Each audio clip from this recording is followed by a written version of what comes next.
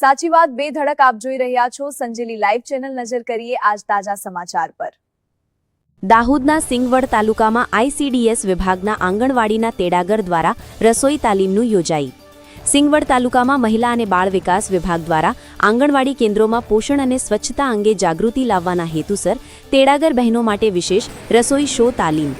મહિલા અને બાળ વિકાસ વિભાગ સિંગવડ 1માં ફરજ બજાવતા સીડીપીઓ ચૌહાણ ભગવતીબેન અને સિંગવડ 2માં સીડીપીઓ પરમાર પિંકીબેન અને આઈસીડીએસ સ્ટાફ દ્વારા કરવામાં આવ્યું। આ તાલીમમાં તાલુકા અને ગ્રામ્ય વિસ્તારોની આંગણવાડી તેડાગર બહેનો ઉત્સાહપૂર્વક જોડાયા હતા। તાલીમ દરમિયાન ગર્ભવતી માતાઓ, ધાત્રી માતાઓ અને 0 થી 6 વર્ષ સુધીના બાળકો માટે પૌષ્ટિક અને સંતુલિત આહાર કેવી રીતે તૈયાર કરવો તેની પ્રાયોગિક માહિતી આપવામાં આવી।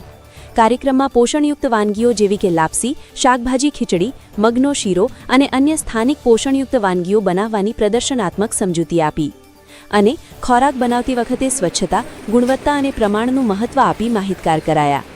સંજેલી લાઈવ મહેન્દ્ર ચારેલ, દાહોદ।